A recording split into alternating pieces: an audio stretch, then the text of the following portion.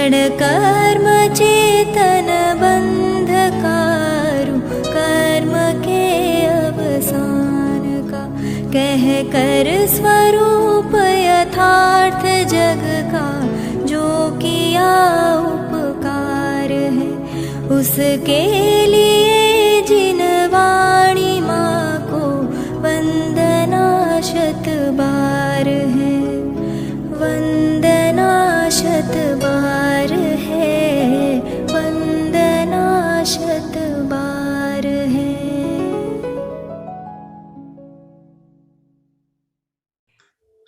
श्रीवर्धमानमर्हन्तं नत्वा बालप्रबुद्धये, विरच्यते मितस्पष्ट संदर्भ न्याय दीपिका। पक्षपातो न मे वीरे न द्वेष कपिलादिषु, युक्तिमद्वचनं यस्य तस्य कार्यः परिग्रह।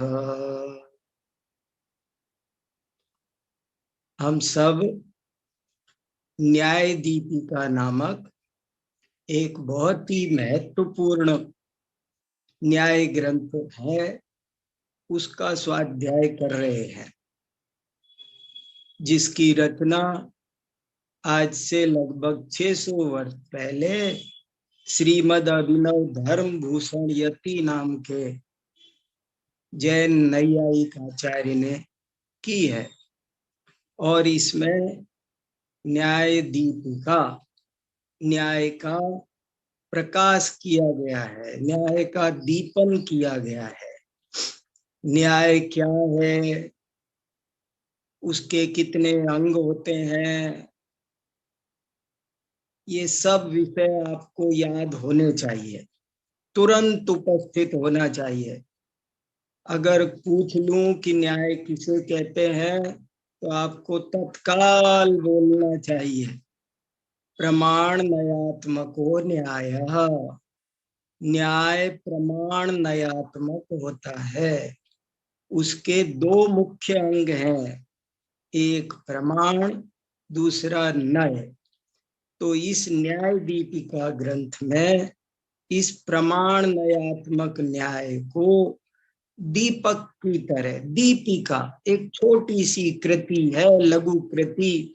आचार्य की विनम्रता है कि वे दीपक न कह के वो कहते बड़े ग्रंथ दीपक हैं, मैं तो एक दीपिका बना रहा हूं।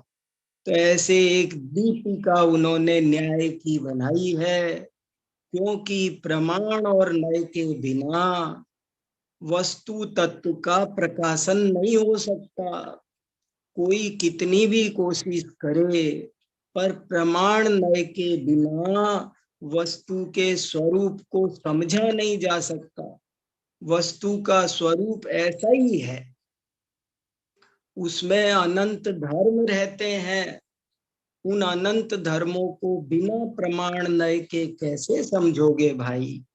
इसलिए न्याय शास्त्र एक अत्यंत प्रयोजनभूत विद्या है, अनिवार्य विद्या है। जैन शास्त्रों में तरह तरह की विद्याओं का वर्णन है। जैन साहित्य बहुत व्यापक है, ऐसा कोई विषय ही नहीं है जो जैन ग्रंथों में नहीं मिलता हो। लेकिन उनमें से बहुत सारे विषय ऐसे हैं कि जिनको जानो न जानो, कोई विशेष मुक्ति मार्ग में फर्क नहीं पड़ता। उनको न जानो तो मुक्ति मार्ग नहीं रुकता, जान लो तो मुक्ति मार्ग प्रशस्त हो जाता हो, कोई ये जरूरी नहीं। लेकिन न्याय विद्या जैसे अध्यात्म विद्या जानना जरूरी है, ऐसे ही न्याय विद्या, दरअसल न्याय और अध्यात्म अलग अलग है ही नहीं। हमको आपको ये बात बहुत अच्छी तरह समझनी है और दूसरों को भी समझानी है, सबकी भ्रांति दूर करनी है। क्या? फिर बोलता हूं इंपॉर्टेंट वाक्य, न्याय और अध्यात्म ये दो अलग अलग नहीं है। ये तो जैसे नदी के दो किनारे होते हैं, जैसे एक सिक्के के दो पहलू होते हैं, ऐसे सही पूछा जाए तो न्याय और अध्यात्म तो एक ही है, एक दूसरे के पूरक है, एक दूसरे के संपूरक है। न्याय के बिना का अध्यात्म कोरी भावुकता है, कोरी हवाई छलांग है, वो असली अध्यात्म नहीं है। और अध्यात्म बिना का न्याय कोरा बौद्धिक व्यायाम है। इसलिए न्याय और अध्यात्म को मिलाओ भाई, अपने जीवन में न्याय और अध्यात्म को मिलाओ, तभी कल्याण होगा। मिले हुए ही हैं, हमको भ्रम हो गया कि न्याय अलग है और अध्यात्म अलग है, इसलिए हम लोग इसको ठीक से पढ़ते नहीं, समझते नहीं। तो ऐसा सुंदर ये न्याय दीपिका का बड़ा सरल सुबोध, जैसे कोई हमारे सामने बैठ के गुरुजी पढ़ा रहे हों। हम किसी न्याय दीपिका की शैली ऐसी है जैसे हम किसी गुरुजी के पास पढ़ने गए और वे हमें अकेले को मानो प्यार से पढ़ा रहे हैं। ऐसा प्यारा ये ग्रंथ है।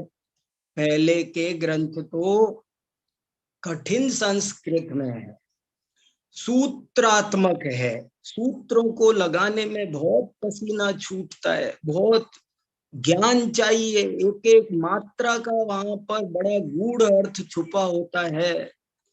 या कोई कारिकात्मक लिखे हुए हैं, श्लोक है, काव्य है, तो उनका अन्वय लगाना पड़ता है। लेकिन न्याय दीपिका वो तो हलवा है, न चबाना है कुछ भी तो नहीं करना है, इसको तो सीधा खाना है। ना तो सूत्र जैसे कोई अर्थ लगाने हैं एक एक पद के मात्रा के, और ना इसमें कोई कारिकाओं के आपको परेशान होने की जरूरत है। इतना प्यारा न्याय दीपिका का ये ग्रंथ है, वार्तालाप शैली में, संवाद शैली में, बहुत हमको वैज्ञानिक बनाता है। देखो कितनी अच्छी बात, अभी मैंने कल परसों एक व्याख्यान में एक बहुत अच्छी बात सुनी। जो जीव पक्षपात करते हैं, जो जीव आग्रह रखते हैं, वे अपने आप को ठगते हैं, दूसरे को कोई नहीं ठगता। एक वेरी वेरी इंपॉर्टेंट बात, आनंददायी, आप सब समझो। जीवन में हम कभी भी किसी दूसरे को नहीं ठग सकते, कोई भी कभी भी दूसरे को नहीं ठग सकता। अगर मैं पक्षपात करता हूं तो किसका नुकसान करता हूं? अगर मैं सत्य को छुपाता हूं जानबूझ करके, जीव आग्रह में जी रहे हैं, किसी को संप्रदाय का आग्रह है, किसी को मेरे तेरे का आग्रह है, किसी को कैसा आग्रह, आग्रह में जीना, पक्षपात में जीना, ये सत्य को ढकना है, अपने साथ किया गया घोर अन्याय है। देखो कौन हमारे साथ अन्याय करेगा? हम कितने अपने पैरों पे कुल्हाड़ी, अपने पैरों पे कुल्हाड़ी। मैं तो ऐसा कहता हूं कुल्हाड़ी पे पैर मारना है जो पक्षपात में जीता है, अरे क्या तत्व में भी तुमको पक्षपात चाहिए? तुम्हें सत्य को जानने की अच्छी असली इच्छा नहीं है तुमको? क्या श्लोक मैंने अभी आपको याद करा रहा हूं 2-3 कक्षा से। पक्षपातो न मे वीरे न द्वेष कपिलादिषु युक्तिमद वचनम यस्य तस्य कार्य परिग्रह। क्या गजब की भावना है! अरे एक बार थोड़े दिन ऐसी न्याय की भावना तो भाव, सम्यक्त की प्राप्ति। सम्यक्त माने क्या होता है? सत्य को जानना, सत्य को पहचानना, इसका नाम सम्यक दर्शन है।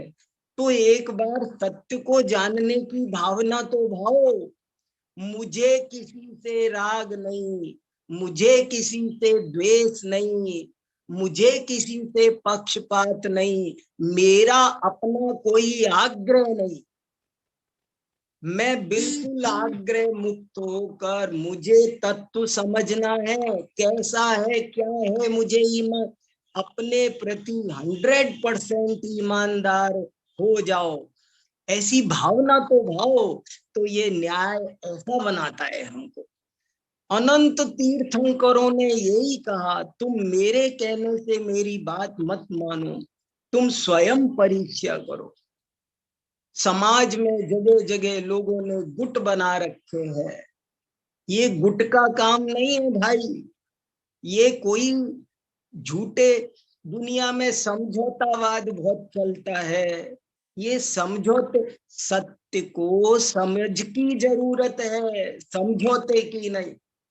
सत्य की खोज उपन्यास है एक बड़ा प्यारा, हमारे गुरुजी ने, डॉक्टर हुकमचंद भारिल ने लिखा है, सत्य की खोज। उसमें एक वाक्य आता है, सत्य को समझ की जरूरत होती है, समझौते की नहीं। समझौते से क्या होता है? नहीं, अगर हम आप सब, अपन जो ये न्याय ग्रुप के सब लोग हैं, अपन सब साथी, सारे स्टूडेंट, अपन मिल करके एक समझौता कर ले कि अग्नि ठंडी होती है, अपन सब साइन कर देते हैं, एक स्टाम्प पेपर एफिडेविट, बिल्कुल 100 रुपए का, 500 रुपए का स्टाम्प पेपर लाओ बढ़िया सा कोर्ट का, और उस पर लिखते हैं और सब साइन कर देते हैं कि अग्नि ठंडी होती है, और लिख देते हैं मैं होश हवास में साइन कर रहा हूं बिना किसी के दबाव के। तो क्या होगा? अग्नि ठंडी हो जाएगी? नहीं होगी भाई। इसलिए जिनवाणी को समझना हो, अपना कल्याण करना हो, तो ये अवसर आया है बहुत सुंदर। बड़े भाग्य से हमको ये न्याय विद्या मिली है, इसलिए इसको ईमानदारी से समझो। बड़ी अच्छी है, बड़ी सरल है, बहुत काम की है, अत्यंत प्रयोजनभूत है। और आज मैंने एक इम्पोर्टेंट बात आपको बताई है, जो आपको सबको बताना है। भ्रांति, दुनिया में भ्रम फैला हुआ है, दूर करना है। न्याय और अध्यात्म एक सिक्के के दो हैं, अलग अलग नहीं है। न्याय के बिना का अध्यात्म कोरी भावुकता है, हवाई उड़ान है, और अध्यात्म बिना का न्याय कोरी कोरा बौद्धिक व्यायाम है। जैसे नदी के दो किनारे मिलते हैं, तभी कल कल कल कल स्रोतस्विनी मंदाकिनी गंगा बहती है। ऐसे ही ये गंगा के दो किनारे हैं, न्याय और अध्यात्म। तो इसको आप सब थोड़ा मन लगा के पढ़ो तो बहुत आनंद आएगा। न्याय दीपिका, और न्याय दीपिका में भी प्रमाण और न्याय, इसका प्रकरण बहुत जरूरी, बहुत उपयोगी। उसमें हमने प्रत्यक्ष प्रमाण का स्वरूप समझ लिया, परोक्ष प्रमाण का स्वरूप चल रहा है। परोक्ष प्रमाण 5 प्रकार का होता है, स्मृति, प्रत्यभिज्ञान, तर्क, अनुमान और आगम। ये 5 प्रकार में से अभी हम चौथा प्रकार पढ़ रहे हैं, जो सबसे ज्यादा इम्पोर्टेंट है। न्याय शास्त्र में 80% में अनुमान शास्त्र है और 20% में बाकी सब है। न्याय विद्या में देखा जाए तो अनुमान का हिस्सा अगर एवरेज अब सबको बराबर बट में आता, तो अनुमान को भी 15% जगह मिलनी चाहिए थी, 20% ज्यादा से ज्यादा। लेकिन अनुमान को जगह मिली है 80%। और ये और एक गजब की बात है कि हमारा जितना भी तत्व ज्ञान हमको आत्म कल्याण के लिए करना है, आत्मा का क्या स्वरूप है, अरे आत्मा का, पुद्गल का भी क्या स्वरूप है, अगर इसे हमें ठीक से जानना हो तो अनुमान का विषय है पूरा पुद्गल। तो मोटा मोटा हम जानते हैं प्रत्यक्ष से, पर पुद्गल को भी सही से जानना हो तो न्याय चाहिए, अनुमान चाहिए। धर्म द्रव्य कैसे जानोगे भाई, अधर्म द्रव्य, आकाश द्रव्य, काल द्रव्य कैसे जानोगे? आश्रव, बंध, संवर, निर्जरा, मोक्ष, सिद्धों का सुख कैसे जानोगे भाई? अरिहंत भगवान के अंदर की वीतरागता कैसे पहचानोगे? सर्वज्ञता कैसे पहचानोगे? अनुमान से। अनुमान लगाना नहीं आया तो काम नहीं चलेगा, अनुमान लगाना आना ही पड़ेगा।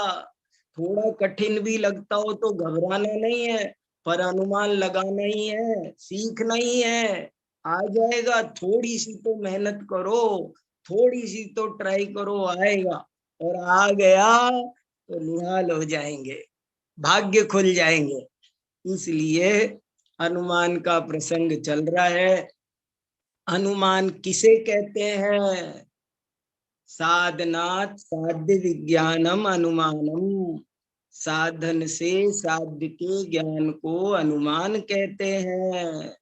साधन किसे कहते हैं महाराज? तो कहते हैं जिसकी साध्य के साथ अन्यथा अनुपत्ति हो, जिसकी साध्य के साथ व्याप्ति हो, उसी को साधन कहते हैं। साधन का दूसरा नाम हेतु भी है। साधन से साध्य का ज्ञान होता है, ये बात है। और ये अनुमान कितने प्रकार का होता है महाराज? तो बोले ये अनुमान 2 प्रकार का होता है, एक स्वार्थानुमान, एक परार्थानुमान। जब हम स्वयं साधन से साध्य का ज्ञान करते हैं तो वो स्वार्थानुमान है। जब हम किसी दूसरे के उपदेश से अनुमान करते हैं तो उसका नाम परार्थानुमान है। अनुमान के अंग कितने होते हैं? तो उन्होंने उत्तर दिया, बस अब ये टॉपिक हमारा चल रहा है। अनुमान के अंग अपने अपने मन में सोचते जाओ, पढ़ने का ये तरीका है। मैं सब पढ़ रहे हैं, समय बहुत कीमती होता है, सबके समय की का ध्यान रखना चाहिए, इसलिए मैं सबको पूछता नहीं ज्यादा, पर आपको तैयार रहना चाहिए, अपने आप से पूछते जाओ। अच्छा ज्ञान हासिल करना है तो अनुमान के कितने अंग हैं? तो इन्होंने उत्तर देने से पहले एक गजब की बात कही।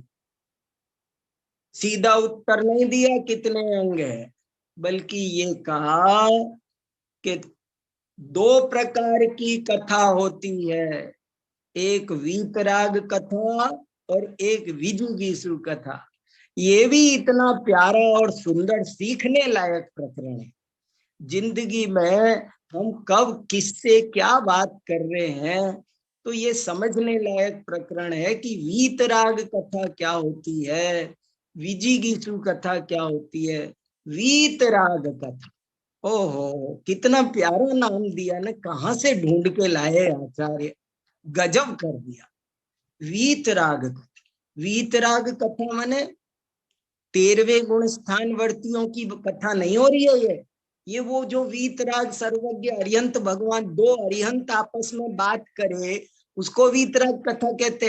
अरे नहीं, ये वीतरागता के उपासक, ये वीतरागता के दीवाने, वीतरागता के प्रेमी, 2 साधर्मी गुरु शिष्य जब राग द्वेष रहित होकर सत्य को समझने की कोशिश कर रहे होते हैं तो उसका नाम है वीतराग कथा। अभी हम क्या कर रहे हैं? आप जब हम स्वाध्याय करते हैं मंदिर में, क्या करते हैं हम? सोचो, हमारे आचार्यों ने उसको क्या उपमा दी, उसे वीतराग कथा का। आप वीतराग कथा कर रहे हो। और जब दो वादी प्रतिवादी हार जीत की भावना लेकर वार्तालाप करते हैं तो उसे कहते हैं विजिगीषु कथा। दो तरह की कथा होती है भैया, ये याद रखना। और वीतराग कथा में अनुमान के 5 अंग तक हो सकते हैं, 5 अंग तक हो सकते हैं, लेकिन विजिगीषु कथा में 2 ही अंग होंगे, याद रखना। विजिगीषु कथा में 2 ही अंग होंगे, एक प्रतिज्ञा, दूसरा हेतु, तीसरा कोई अंग नहीं होगा विजिगीषु कथा में। लेकिन वीतराग कथा में 3 भी हो सकते हैं, 4 भी हो सकते हैं, 5 भी हो सकते हैं। 2 से काम चल गया हो तो 2 पे रुक सकते हो। कैसे, वो 5 कौन है, तो उन 5 के नाम अब आप सबको याद रखने हैं। नंबर 1 प्रतिज्ञा, 2 हेतु, 3 उदाहरण, 4 उपनय और 5 निगमन। 5 अंग है, पांचों के नाम याद रखने हैं। प्रतिज्ञा, हेतु, उदाहरण, उपनय और निगमन, ये 5 है। इनमें से 2 को हमने बहुत डिटेल में समझ लिया। प्रतिज्ञा क्या होती है? पक्ष वचनम प्रतिज्ञा, अपने पक्ष को बोलना, अपने पक्ष को प्रस्तुत करना। जब कोई वादी, जब कोई वक्ता एक बात प्रेजेंट करता है, रखता है सामने, तो इसका नाम हुआ प्रतिज्ञा। और उस बात के समर्थन के लिए वो जो एक क्योंकि लगाकर हेतु बोलता है, वो हुआ हेतु, साधन। प्रतिज्ञा और हेतु 2 तो हुए ये अंग। तीसरा अंग है उदाहरण। जब वो वक्ता अपनी बात को स्पष्ट करने के लिए कोई दृष्टांत प्रस्तुत करता है, उदाहरण किसे कहते हैं? दृष्टांत वचनम उदाहरणम। उदाहरण और दृष्टांत में क्या अंतर है? अगर मैं आपसे प्रश्न पूछूं कि उदाहरण और दृष्टांत में क्या अंतर है, तो आपको उत्तर देना है सामान्य अपेक्षा से तो उदाहरण और दृष्टांत एक ही बात है, कोई अंतर नहीं है। उदाहरण कह दो चाहे दृष्टांत कह दो, कोई बात नहीं है। लेकिन यदि सूक्ष्मता में जाकर देखा जाए तो दृष्टांत तो वस्तु का नाम है और उदाहरण उसको बोलने का नाम है। दृष्टांत तो जैसे बोला, जैसे ये घड़ी रखी है टेबल पर, तो ये घड़ी है दृष्टांत, और मैंने बोला जैसे कि घड़ी, इसका नाम हुआ उदाहरण। दृष्टांत वचनम उदाहरणम, दृष्टांत को बोलने का नाम उदाहरण है। ऐसे दृष्टांत और उदाहरण में फर्क बताया। दृष्टांत शब्द का क्या मीनिंग बताया? दृष्ट माने जहां दिखाई देता है, दृष्ट माने दृष्ट, दृष्ट माने देखना, जहां दिखता है। क्या दिखता है? अंत। अंत माने क्या बताया था? जैसे अनेकांत में अंत शब्द का अर्थ होता है धर्म, ऐसे ही यहाँ पर भी दृष्टांत में अंत शब्द का अर्थ है धर्म। कौन सा धर्म? शुद्धोपयोग रूप धर्म की बात नहीं है ये साध्य साधन रूप धर्म की बात है।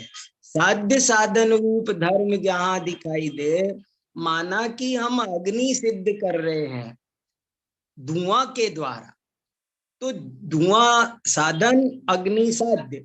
अब ये धुआं और अग्नि जहां अन्य जगह पर दिखाई दे, उनका कोई एग्जाम्पल हो, उसको कहते हैं।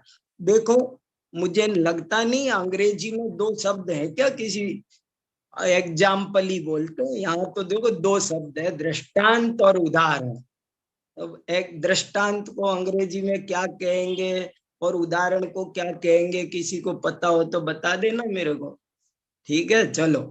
तो दृष्टांत और उदाहरण ऐसे ही हंसते हंसते मनोविनोद करते पढ़ रहे हैं। देखो न्याय का विषय है, बड़ा प्यारा है, मुझे तो बहुत आनंद आता है। आपको पता नहीं, कोई किसी किसी को तो, कोई कोई तो कभी कभी कहता है हमको कठिन लगता है। मैंने कहा भैया क्या करूं, बताओ कैसे करूं। कठिन नहीं है भैया, बिल्कुल कठिन नहीं है। और कोई एक प्रश्न ये बहुत आ रहा है आजकल कि मेरे को कई लोग पूछ रहे हैं, आप लोगों को ये भी अब 2 मिनट में ये भी स्पष्ट कर दूं, मैं भ्रमित मत होना। किसी ने कहा हमको संस्कृत नहीं आती है, हम कैसे न्याय समझ सकते हैं।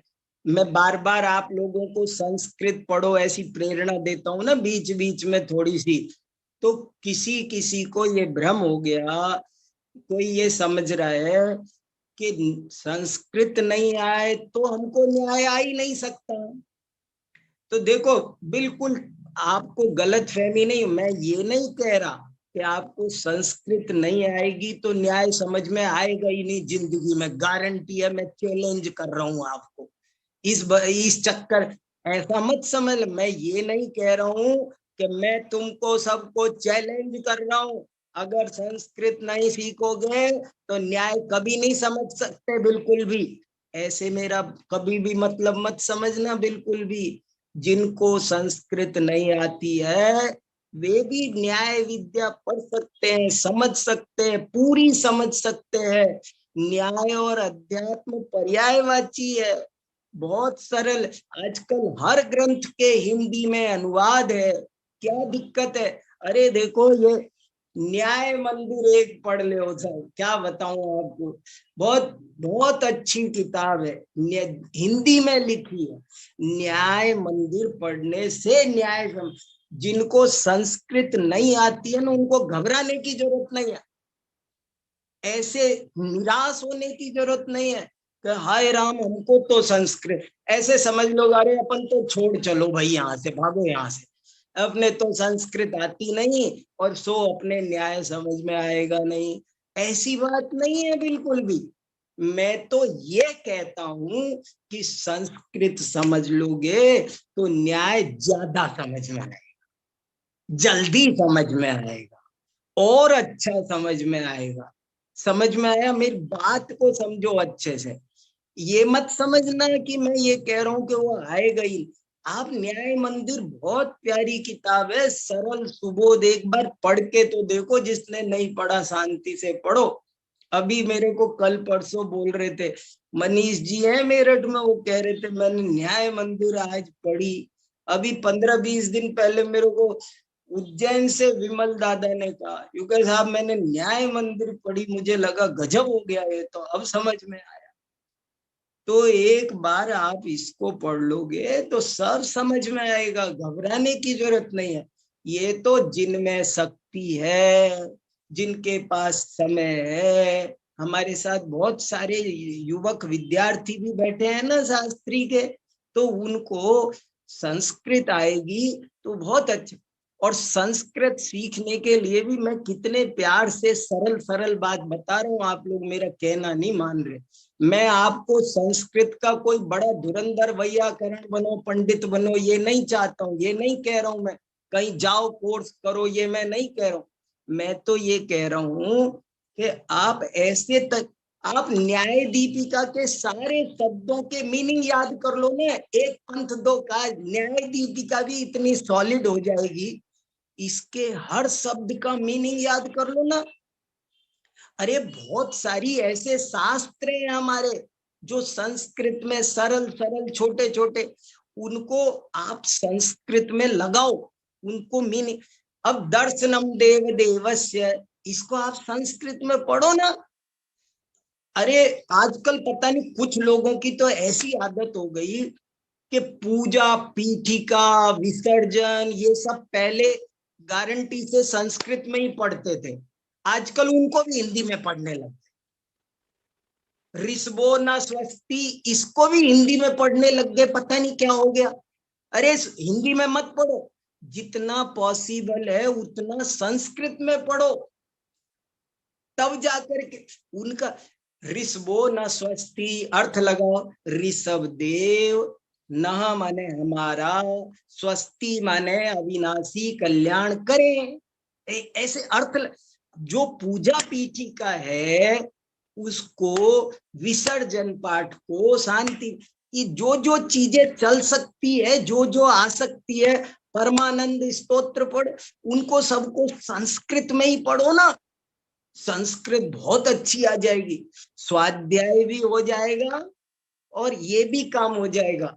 तो स्वाध्याय से संस्कृत सीखो।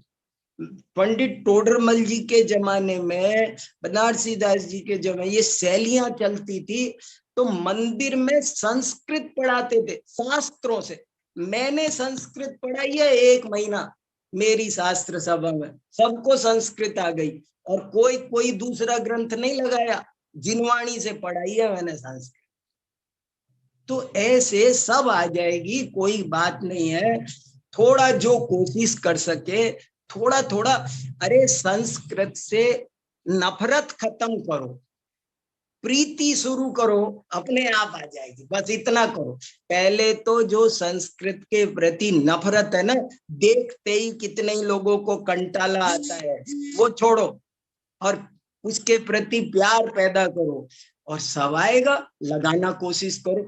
एक श्लोक 1 साल में आएगी, घबराओ नहीं, 1 साल में आप केवल 1 श्लोक रोज लगाओ, 1 श्लोक लगाओ, लिख लो, बहुत बढ़िया आएगी, देखो तो बहुत आनंद आ जाएगा। देखो सुनील जी भी सुन रहे हैं आज तो, वाह ये देखो, इस संस्कृत के अध्यापक है, बहुत बढ़िया संस्कृत पढ़ाते हैं। क्या नैयायिक का मीनिंग किया इन्होंने, बहुत बढ़िया। जो सरलता से न्याय को, कठिन न्याय को भी सरलता से समझा दे, वो नैयायिक है। ये इन्होंने नैयायिक की व्युत्पत्ति बनाई है, बहुत अच्छी चलो तो ठीक है, समझ में आया। वीतराग कथा, विजिगीषु कथा। वीतराग कथा में न्याय के 5 अंग हैं, प्रतिज्ञा, हेतु, उदाहरण, उपनय और निगमन। तो प्रतिज्ञा हमने समझ ली, हेतु हमने समझ लिया, और उदाहरण है वो पैराग्राफ नंबर 68 में आएगा, पैराग्राफ नंबर 68। अब संदेश जी, अब स्क्रीन शेयर करने का टाइम आया, देखो मैंने भाषण बहुत दिया जी जी। Paragraph number 68। अब हम समझेंगे उदाहरणाभास। क्या समझेंगे? उदाहरणाभास। उदाहरणाभास जैसे प्रमाणाभास, अनुमानाभास, ऐसे अब हम पढ़ रहे उदाहरणाभास। सब चीजों को समझ, जैसे दुग्धाभास। दुग्धाभास क्या होता है? दुग्ध और दुग्धाभास में क्या फर्क है? जो असली दूध है उसका नाम दुग्ध है, और जो दुग्ध नहीं है पर दुग्ध जैसा लगता है उसका नाम दुग्धाभास है। तो ऐसे ही उदाहरणाभास, देखो क्या उदाहरणाभास क्या होता है, अब ये 68वें अनुच्छेद में समझा रहे। उदाहरण प्रसंगात उदाहरणाभासस्य कथनम। उदाहरण क्या प्रसंग आया है तो अब उदाहरणाभास को भी समझा देते हैं। हेडिंग का क्या अर्थ हुआ हिंदी में? उदाहरण का प्रसंग चला, उदाहरण का प्रसंग आया है तो उस प्रसंग में ही उदाहरणाभास की भी बात कह देते हैं। और उदाहरणाभास की परिभाषा क्या है देखिए, उदाहरण लक्षण रहित उदाहरण बदाभासमान उदाहरणाभास। जो उदाहरण के लक्षण से रहित होता है। अब ये रहित में विसर्ग था, लेकिन आगे ई उ ए स्वर होते हैं तो विसर्ग का लोप हो जाता है। उदाहरण लक्षण रहित, उदाहरणवत, उदाहरणवत। अब ये वत शब्द एक बार समझ में आएगा हमेशा तो फ्री हो जाओगे, कुछ कठिन नहीं है। उदाहरणवत, उदाहरण की तरह, अवभासमान, जो भाषित होता है, भाषित भाषित होता है। उदाहरण है नहीं लेकिन उदाहरणवत लगता है, उदाहरण जैसा लगता है, उसको उदाहरण भास, उसे उदाहरण भास कहते हैं। लिख लिख के पढ़ने से बहुत जल्दी आता है न्याय। उदाहरण लक्षण राहित्यम द्वेधा संभवती, उदाहरण लक्षण राहित्यम। अब देखो ये राहित्य क्या बन गया, ओरिजिनल शब्द था रहित, अब रहित शब्द में ही रहित को भाववाचक बनाना था, या तो रहितता या राहित्य। जैसे सुंदर शब्द को भाववाचक बनाना हो तो दो तरीके हैं, एक सुंदरता, एक सौंदर्य। ऐसे ही यहाँ पर रहितता भी बन सकता था और इन्होंने राहित्यम, उदाहरण का उदाहरण लक्षण की रहितता द्वेधा संभवती, दो प्रकार से हो सकती है। क्या देखो उदाहरण भी गलत दे देते हैं लोग, इसलिए उदाहरणाभास की चर्चा आई। दृष्टान्तस्य असम्यक वचनेन, वचनेन अदृष्टान्तस्य सम्यक वचनेन। उदाहरण में दो गलती हो सकती है। देखो क्या इंपॉर्टेंट बात के, उदाहरण में भी गलती हो जाती है। एक गलत उदाहरण पेश कर देना और एक उदाहरण को गलत से पेश कर देना। मैंने अपनी भाषा में बदल दिया, फिर सुनो। उदाहरण में दो तरह की गलती हो सकती है। नंबर एक, गलत उदाहरण दे देना, और दूसरा उदाहरण को दे गलत देना। देने में भी सावधानी रखनी पड़ती है और उदाहरण को सेलेक्ट भी सही करना पड़ता है। उदाहरण दुनिया में से दृष्टांत गलत सेलेक्ट कर लिया, ये एक गलती, और सेलेक्ट तो सही किया पर प्रेजेंट सही नहीं किया, तो दो तरह से गलती होती है। सिलेक्शन भी सही होना चाहिए उसका और प्रेजेंटेशन भी सही होना चाहिए उसका। यही बात यहाँ इस लाइन का मीनिंग है, ये जो मैंने बोली है बात। दृष्टान्तस्य असम्यक वचनेना, दृष्टांत सही था लेकिन उसका वचन असम्यक था, दृष्टान्तस्य असम्यक वचनेन। और दूसरा अदृष्टान्तस्य सम्यक वचनेन, प्रेजेंटेशन तो ठीक था लेकिन दृष्टांत का सिलेक्शन गलत था, गलत दृष्टांत सेलेक्ट कर लिया। तत्र आद्यम यथा, तत्र माने इन दोनों में से, आद्य माने पहला, पहला माने दृष्टांत सेलेक्ट सही करते हैं कई बार, ज्यादातर लोग दृष्टांत सेलेक्ट सही करते हैं लेकिन उसे प्रेजेंट गलत करते हैं। तो कैसे प्रेजेंट गलती करते हैं?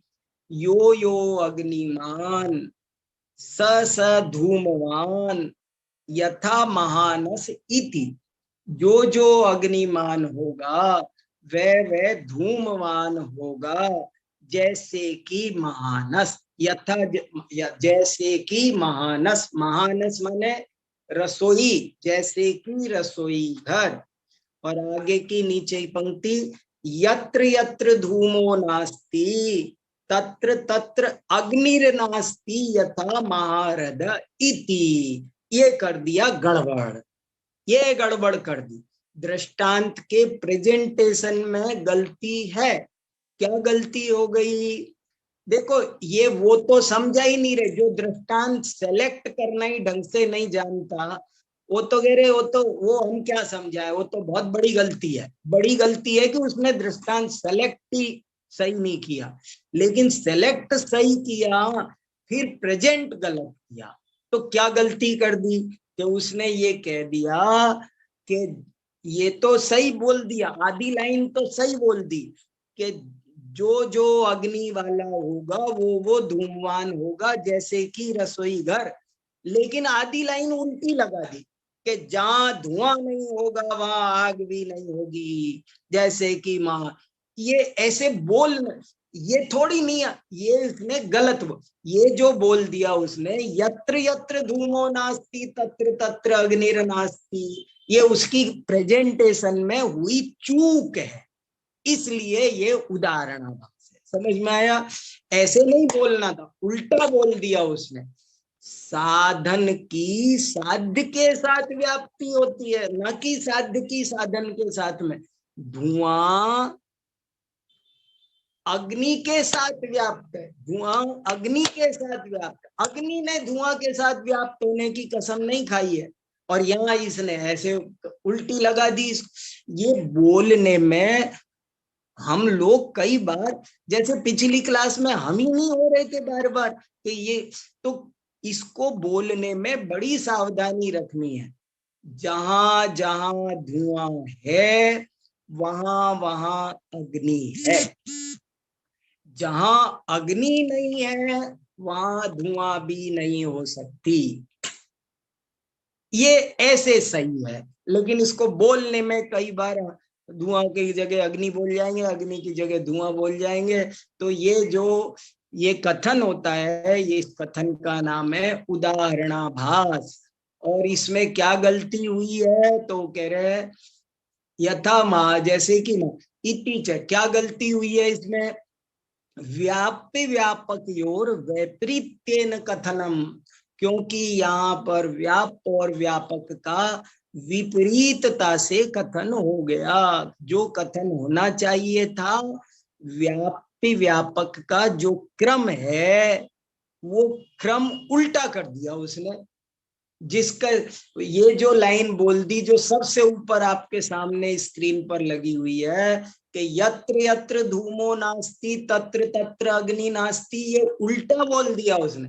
देखो क्या बोल दिया, जहां जहां धुआं नहीं है। देखो आपकी स्क्रीन पर जो सबसे ऊपर लाइन लगी हुई है, इसको ध्यान से देखो।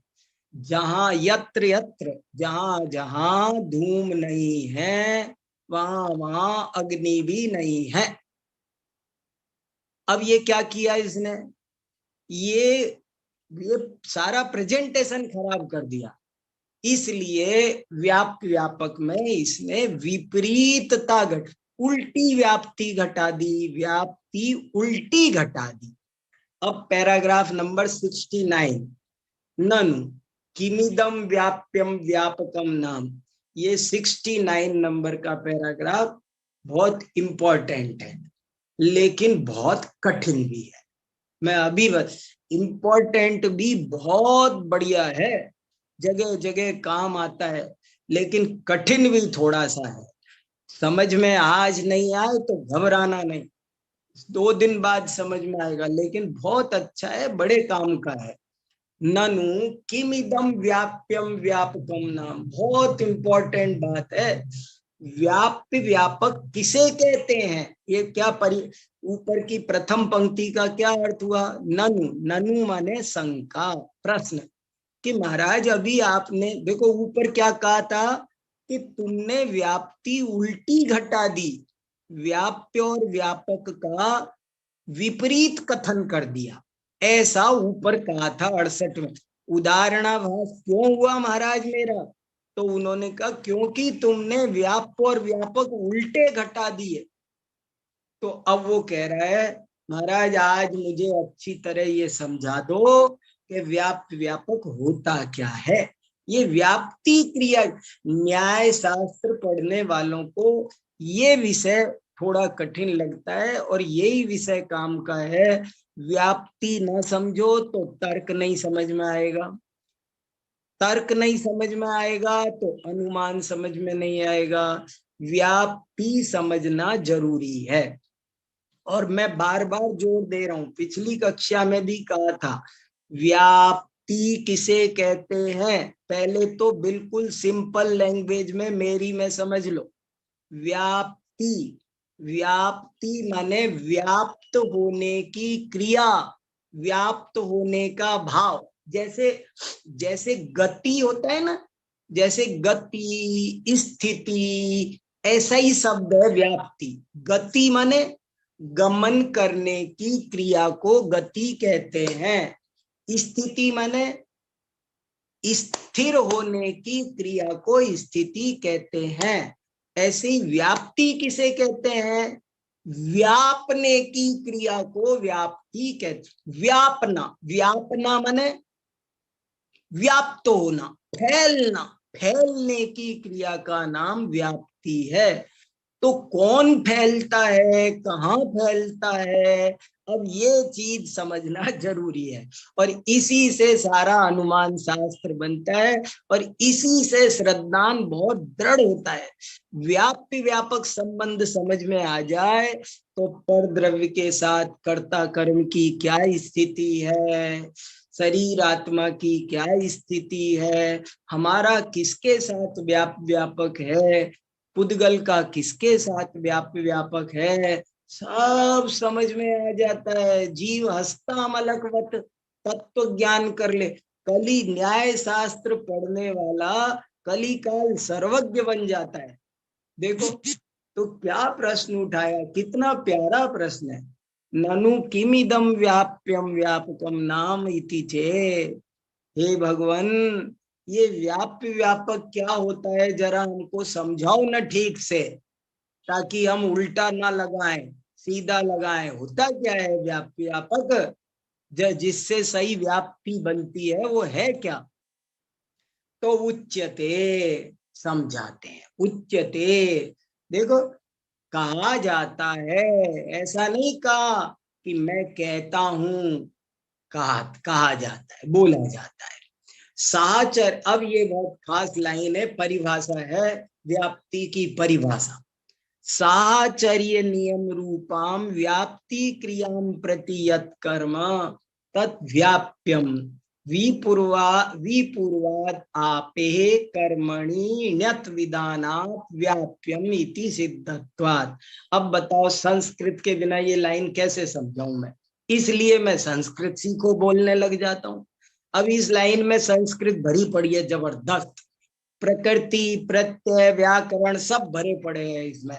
और ये लाइन उसको ही बहुत अच्छी समझ में आए जिसको संस्कृत आती हो, नहीं तो औरों को बहुत दिक्कत होगी फिर। व्याप्ति किसे कहते हैं? तो व्याप्ति का इन्होंने दूसरा नाम दिया साचर्य नियम।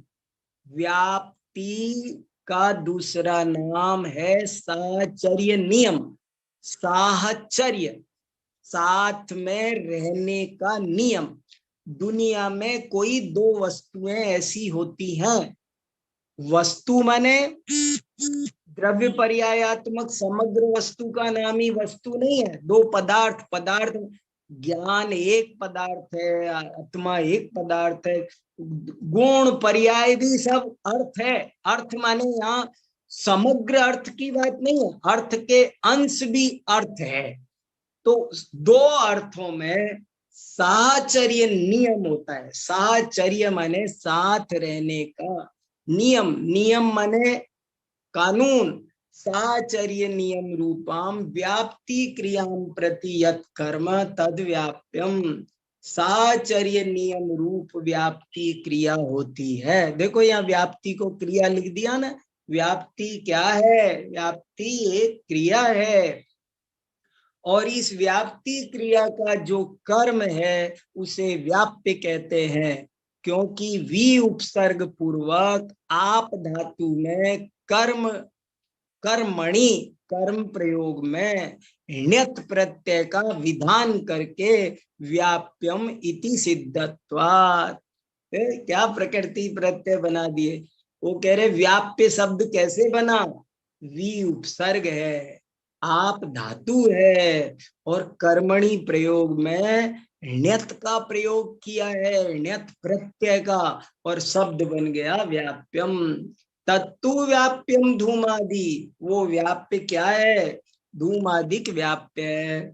एतामेव व्याप्ति क्रियाम प्रति यत् कर्तृ तत् व्यापकम, और इस ही व्याप्ति क्रिया का जो कर्ता है वो व्यापक है। व्यापे कर्तरी णौलि सति व्यापकम इति सिद्धे। व्याप्ति क्रिया का जो करता है वो व्यापक है। वही व्याप में नौल प्रत्यय लगाया तो व्यापक बन गया, ण्यत लगाया तो व्याप्य बन गया। एवं सती धूमम अग्निम व्यापनोति। एवं सती इस प्रकार धूम अग्नि को व्याप्त करता है। एवं सती धूमम अग्निम व्यापनोति। यत्र धूमो वर्तते तत्र नियमेन अग्निर्वर्तते। जहां धूम है वहां नियम से अग्नि रहती है। यावत् सर्वत्र धूमवती नियमेन अग्निर्दर्शनात्। तीन लोक में कहीं पर भी जगह देख लो कि जहां धूम होगा वहां नियम से अग्नि का दर्शन होगा ही होगा, अग्नि होगी ही होगी। धूमस्तु न तथा अग्निम व्यापनोति तस्य अंगारावस्थस्य धूमम बिनापि वर्तनात्। धूम अग्नि को व्याप्त नहीं करता, अग्नि धूम को व्याप्त करती है।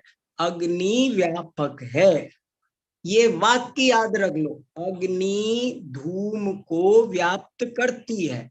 अग्नि है कर्ता, धूम को व्याप्त करती है। धूम हो गया कर्म, जो कर्म हो वो होता है व्याप्य, जो करता हो उसका नाम है व्यापक। ये लाइन याद रहेगी तो कभी कंफ्यूजन नहीं होगा। जो व्याप्ति क्रिया का करता है उसे व्यापक कहते हैं, जो व्याप्ति क्रिया का कर्म है उसे व्याप्य कहते हैं। धूमस्तु न तथा अग्निम व्यापनोति तस्य अंगारावस्थस्य धूमम बिनापि वर्तनात्। यत्र अग्निर्वर्तते तत्र नियमेन धूमो वर्तते इति असंभवात्। कि जहां अग्नि होती है वहां नियम से धूम हो, ये बात असंभव है। ऐसा संभव नहीं है कि अग्नि हो तो नियम से धुआं होगा, ये नियम नहीं है, ये गलत है। इसलिए व्याप्य व्यापक ठीक समझना जरूरी है। अभी इसको समय हुआ इसलिए थोड़ा कल और अच्छे से खुलासा करेंगे। अभी आज अब आप लोग कुछ बोलो 5 मिनट।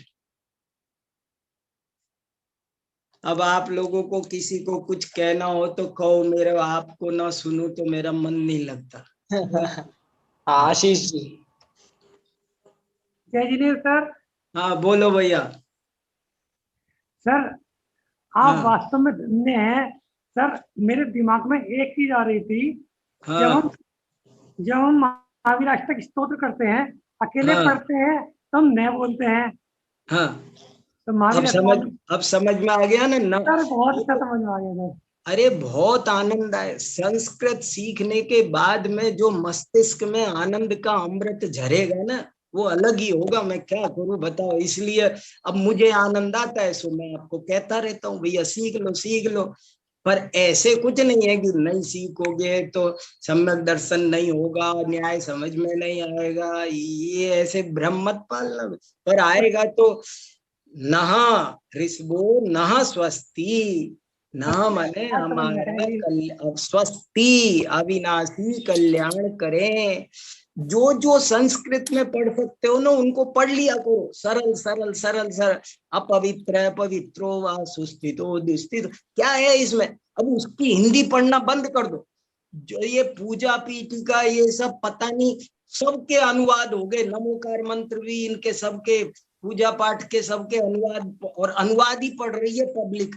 तो खत्म कर दो संस्कृत को बिल्कुल ही। इसीलिए संस्कृत नहीं आ रही है। अरे थोड़ा थोड़ा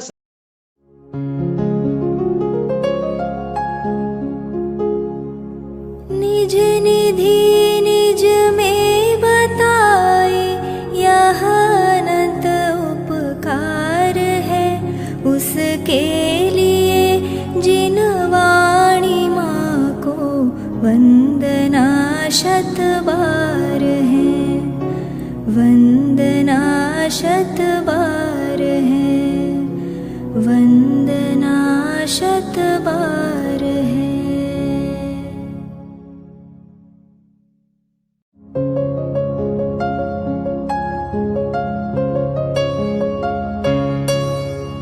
हे जिन वाणी भार जपो दिन रैन, जो तेरी शरणा गहे सो पावे सुख चैन। जावाणी के ज्ञान ते सूझे लोकालोक, सोवाणी मस्तक नवो सदा देत हो ढोक, सदा